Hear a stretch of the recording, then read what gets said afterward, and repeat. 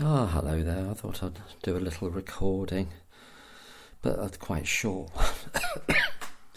Quite a short one because having quite a few throat problems, which I'm trying to have looked into. That's been a struggle to get that done, but I don't know. It's just it all seems an effort. That's a whole nother ball of wax, but.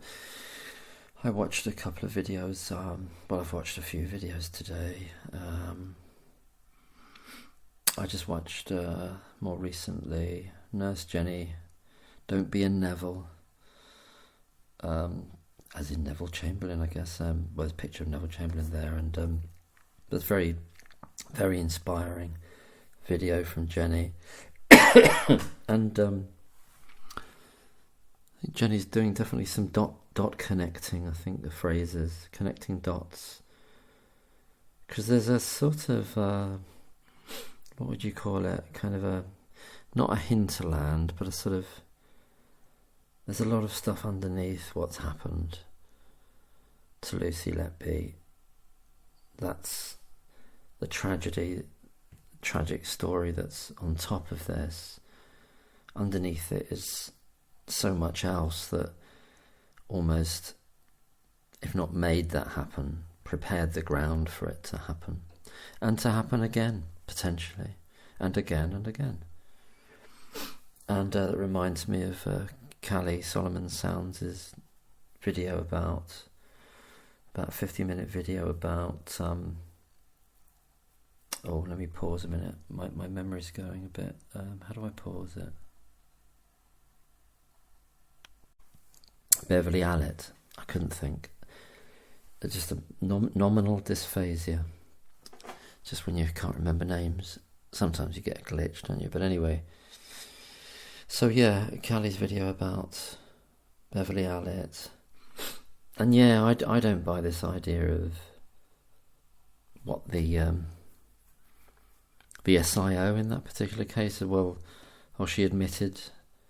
She admitted to it afterwards, but from what in what context did she admit it, when she's actually in a high security psychiatric ward and wants to have the opportunity not to be there forever, and also all the drugs that would be not just an option for someone in that setting, but in all likelihood, well, it's an option until you decide not that you don't want it, and then it's mandatory, isn't it? That type of deal.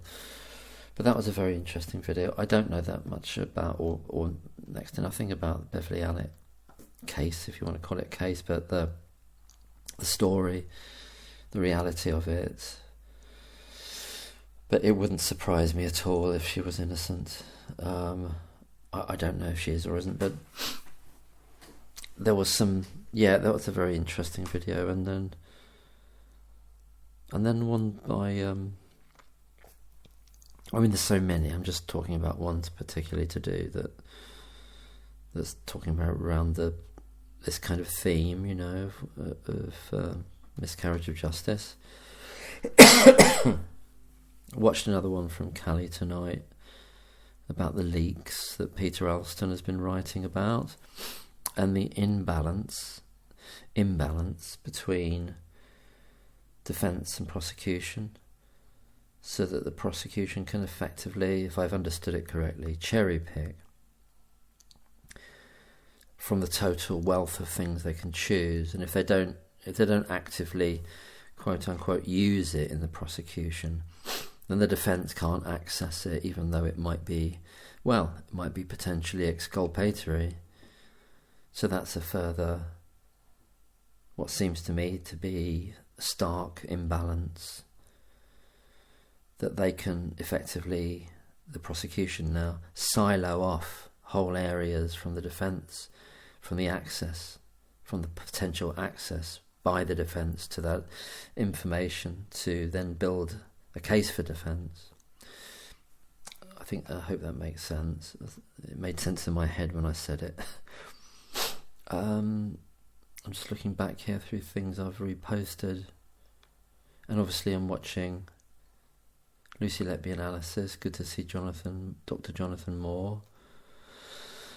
I listened to the. I didn't listen to all of it, but I think most of the live, but on the catch up. Medium Mystic is doing a cracking, fantastic series of videos and covering Ben Myers' cross-examination of Dr Jayaram and regarding baby K and the morphine, etc., and the timings, and that obviously was from the first trial. So then it obviously gets even worse in the second trial. It gets even worse because you can just junk all the thing about the watch, him looking at his watch and remembering the minute, because he was asked about that in the first trial, wasn't he, Jayaram? And he said, and Myers said to him then, "Oh, do you always remember exactly when you looked at your watch, like years and years ago?" And she said, "Well, I did in this case, but and in the retrial, then all that has to go out the window. That's all gone then." And it's such a, but it still got it through, obviously, on the back of everything else. It was a fait accompli. It was a fait accompli.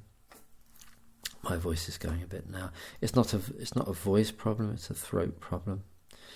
That I'm going to have an X-ray. Lovely song from Casbar. From Kaz. Beautiful.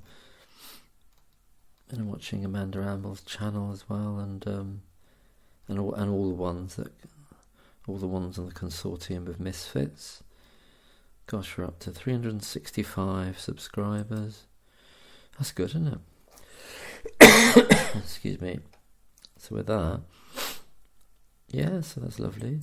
Watching Tim's, everybody's videos. I watch all the. There might be a couple of days before I get to them, but I always want to watch them, and beautiful videos from everybody. Thank goodness the weather's changed to cooler weather. I mean, maybe not everybody thinks that, but I think that.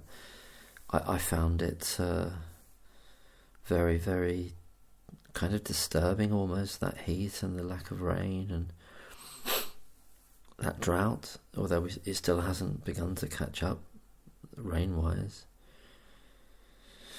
But anyway, perhaps I'll leave it there. Yeah, it's getting on for 8 minutes. So I thought, yeah, I can't really speak anymore at the moment. Take care and look after yourselves, and catch you soon. And looking forward to more videos and things like this, and on here, on the consortium, and other channels. Bye.